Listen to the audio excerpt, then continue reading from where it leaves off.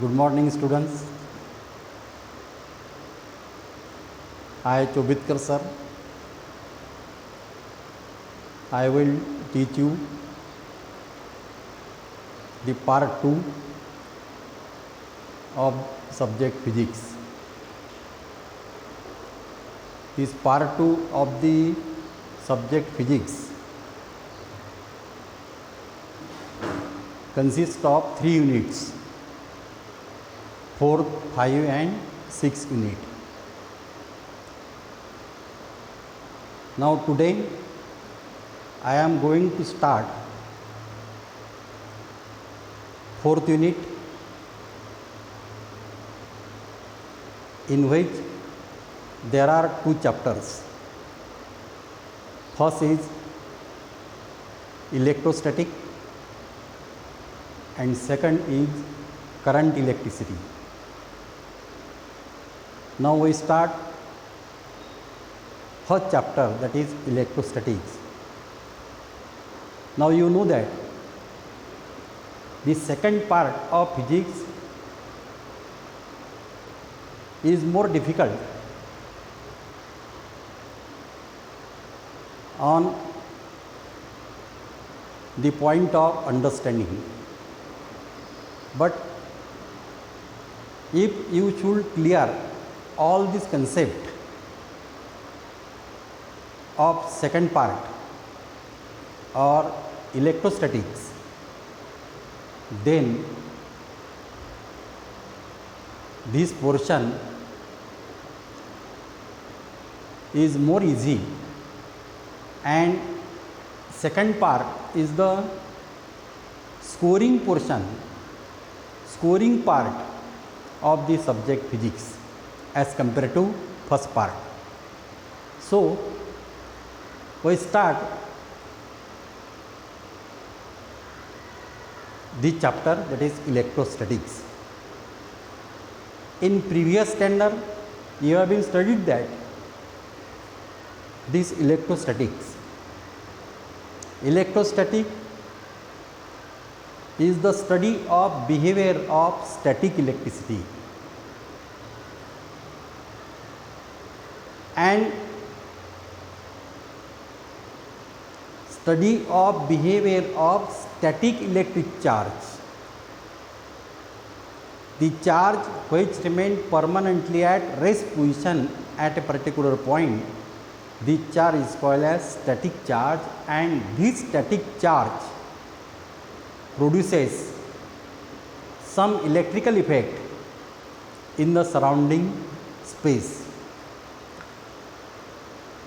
In 11th standard we have studied that all these electrical effects in the sense of concept of electric field, concept of intensity of electric field, concept of electric potential, these are the electrical effects of static charges. And in 11th standard we have studied that all these electrical effects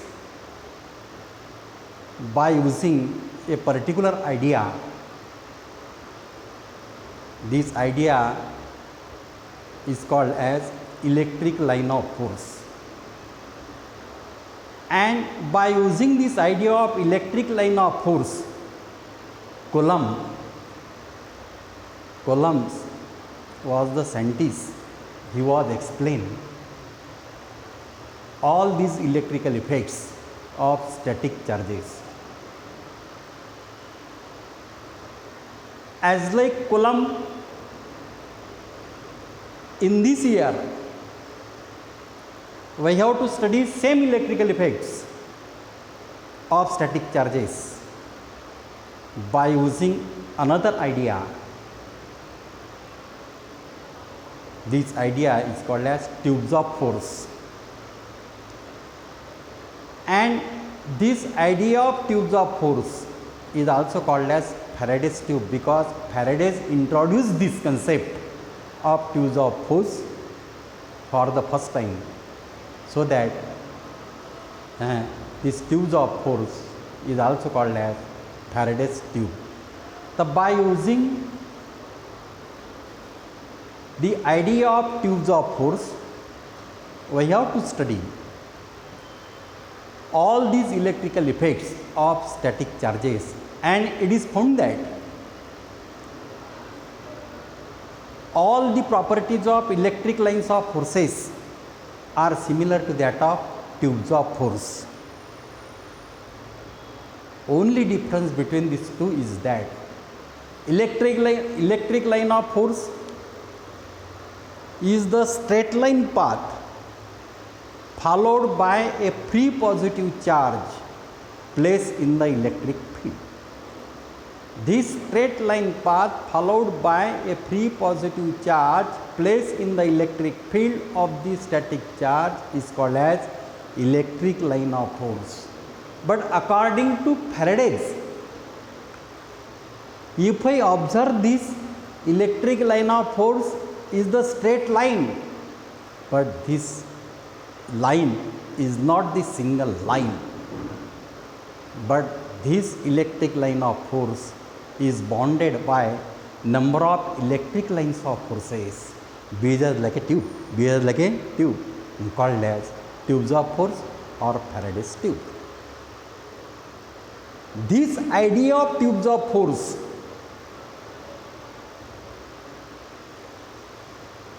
is used by Gauss,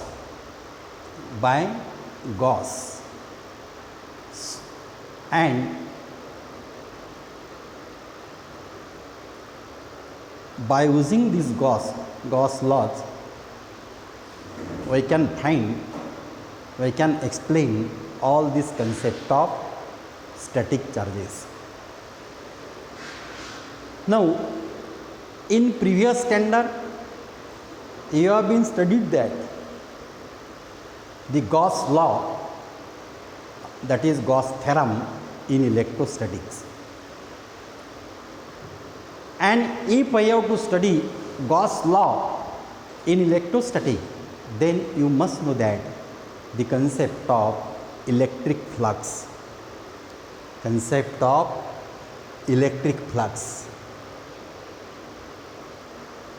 Before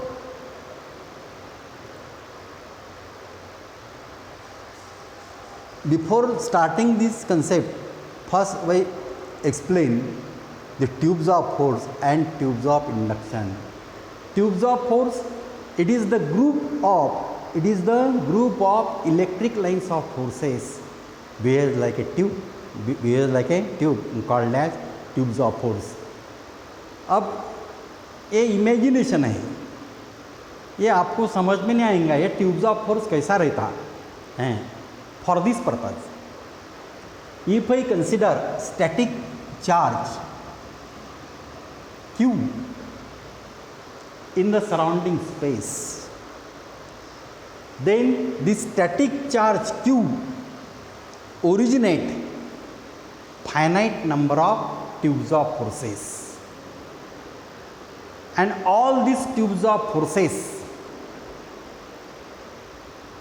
starting from positive charge and end on negative charge, so that properties of tubes of forces are similar to that of electric lines of forces.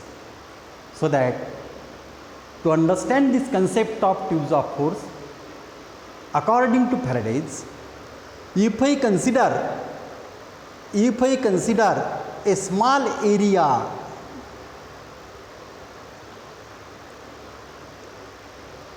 in the electric field of this static charge, Q charge produces electric field in the surrounding medium. In that electric field, if I consider small area in the electric field of the static charge, and if I draw electric lines of forces through every point on the boundary of that area encloses a tube, we get a tube-like structure. This tube-like structure of electric lines of forces passing through the boundary of the considered area in the electric field of the static charge is called as tubes of force or Faraday's tubes. This is the concept of tubes of force. Now, what is the concept of tubes of force? एक imagine किया अपन ने area, small area, उसकी boundary रही थी हैं, वो boundary से अगर अपन electric lines of forces draw किए तो we get a particular shape, we get a tube-like structure, and this tube-like structure of electric lines of forces passing through the boundary of the considered area is called as tubes of force or Faraday's tubes. Now, according to Faraday's idea, what is electric flux? According to Faraday's concept, in place of Q charge, if I consider unit positive charge in the dielectric medium, having electrical permeability K epsilon 0, where K be the dielectric constant of the medium, and for air or vacuum the value of K is equal to 1, and epsilon 0 be the electrical permeability of free space. It has fixed value epsilon 0. Now, according to Faraday's, if I consider unit positive charge in the dielectric medium, then this unit positive charge originate finite number of tubes of forces, measurable number of tubes of forces, and according to Faraday's, unit positive charge gives 1 upon K epsilon 0 number of tubes of forces. If I consider unit positive charge in the dielectric medium having electrical permeability K epsilon 0, then this unit positive charge originate or gives how many tubes of forces? 1 upon K epsilon 0 number of tubes of forces. In place of unit positive charge, if I consider Q charge gives how many tubes of forces? Q upon K epsilon 0 number of tubes of forces.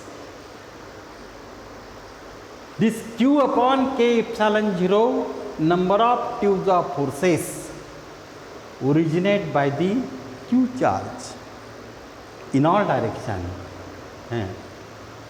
passing normally in outward direction. The question arises here, through how much area this much number of tubes of forces originate by the Q charge. ये Q charge है, Q charge कितने forces तैयार करता है? Q upon K epsilon 0 number of tubes of forces तैयार करता है. अब एक Q upon K epsilon 0 number of tubes of forces कहाँ से निकलते? तो we know that the shape of the static charge is like a sphere. Shape of the static charge is like a sphere.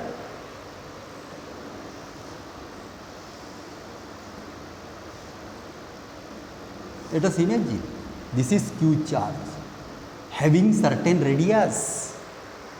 This charge sphere we call as the charge sphere having radius r is placed in the dielectric medium having electrical permeability K epsilon 0. Then it gives how many tubes of forces? Q upon K epsilon 0 number of tubes of forces. It means that this Q upon K epsilon 0 number of tubes of forces passing normally in outward direction through the surface area of the static charge. this much number of tubes of forces leaving this surface in all directions having certain area. If r be the radius of this spherical charge, then surface area of this spherical charge is 4 pi r square. So that that is 4 pi r square. This is the surface area of this static charge through which this much number of tubes of forces passing normally in all directions in the surrounding medium. Therefore, how many tubes of forces passing normally per unit area of the surface? The total number of tubes of forces passing normally per unit area of the surface is called as electric intensity at that point due to this static charge. Therefore, tubes of forces passing normally per unit area of the surface we called as phi upon area. The total number of tubes, what is electric flux? The total number of electric lines of forces passing normally through a given surface area is called as electric flux on that surface, on that area. So that if I consider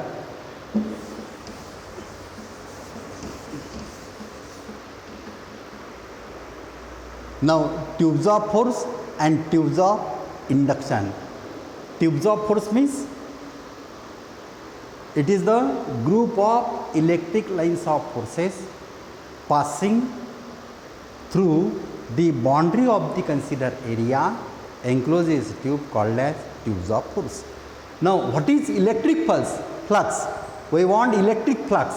Electric flux is a measure of number of electric lines of forces passing normally through the given surface area is called as electric flux on that area.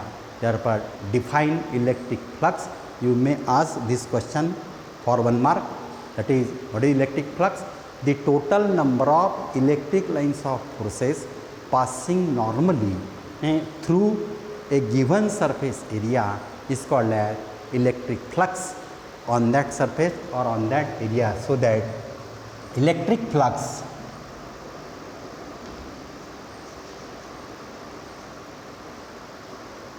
that is phi.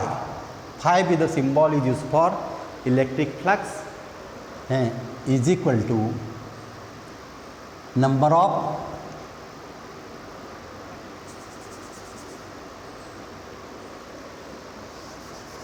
Q upon K epsilon 0. The total number of tubes of forces passing normally through a given surface area is called as electric flux. Or if I consider a surface area in the electric field of this static charge, and if I pass electric lines of forces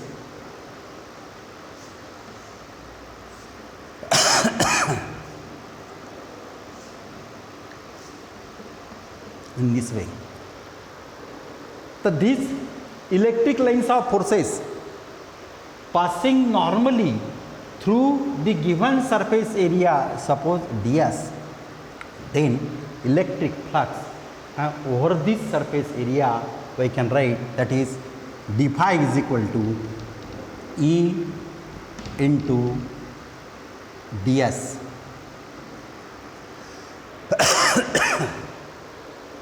ds be the surface area is normal to the direction of electric intensity, because the static charge, we imagine the static charge is placed in the surrounding medium. This static charge Q produces electric field in the surrounding space.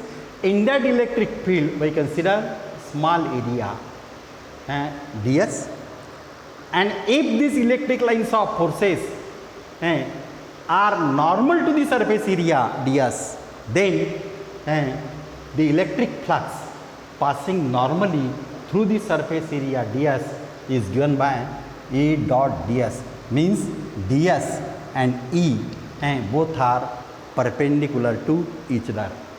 Now if the surface area ds is not perpendicular to the direction of electric intensity, then this is the direction of E. If I consider one of the point on the surface area, then the static charge Q produces electric field strength, certain electric field strength in a direction, in a particular direction, and direction of electric intensity is always outward normal if the charge is positive. Now this direction of electric intensity is not normal to the surface area ds, so that those lines of electric pulses which are those electric lines which are normal to the surface area, these electric lines of pulses produces more effect on that surface area, so that the component of electric intensity which is normal to the surface area ds, these lines, this electric line of force, this electric intensity is normal to the surface area, produces more effect on the surface area, so that this is E cos theta.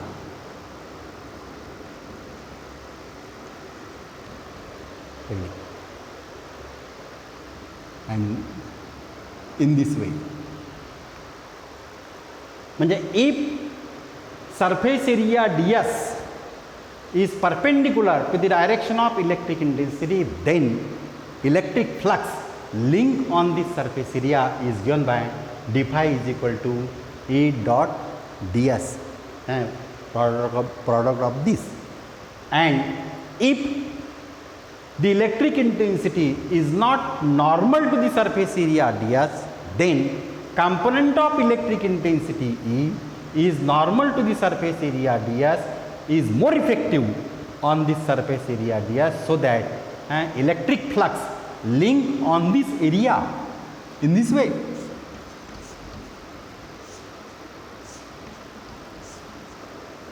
This is and is given by d phi is equal to E cos theta into ds, that is means if direction of electric intensity is not perpendicular to the surface area ds, then electric flux link on this area is given by d phi is equal to E cos theta ds.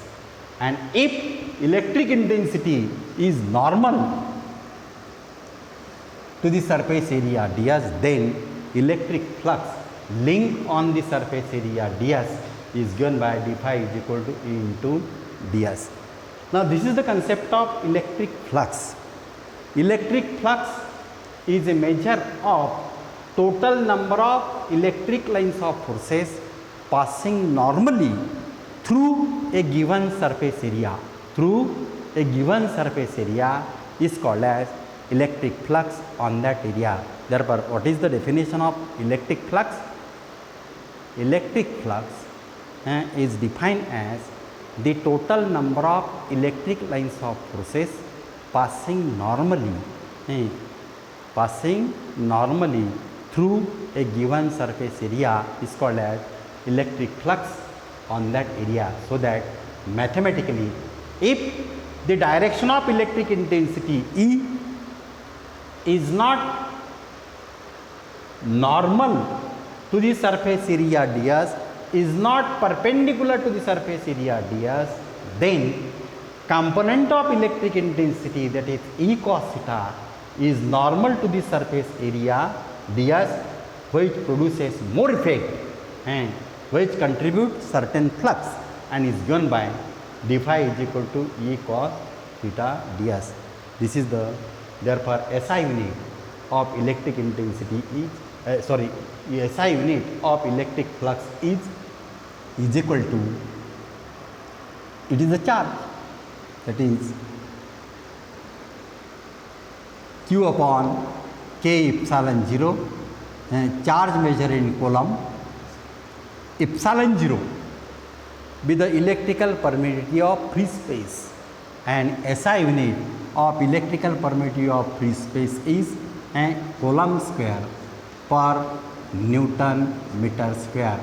Therefore, this is cancelled, that is SI unit is Newton meter square per coulomb. This is the SI unit of electric flux, that is d phi is equal to Q upon K epsilon 0. Total number of, because unit charge gives 1 upon K epsilon 0 number of tules of forces.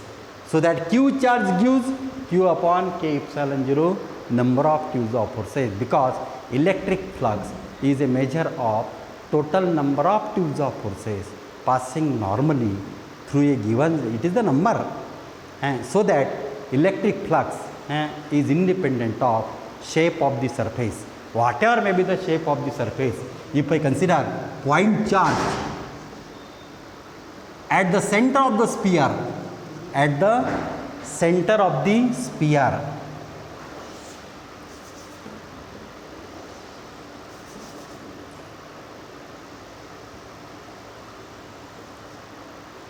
if I consider the point charge at the center of the sphere having certain radius, therefore, and if I consider small area on this sphere, then electric lines of forces, total number of electric lines of forces passing through this surface area is a measure of electric flux on that area.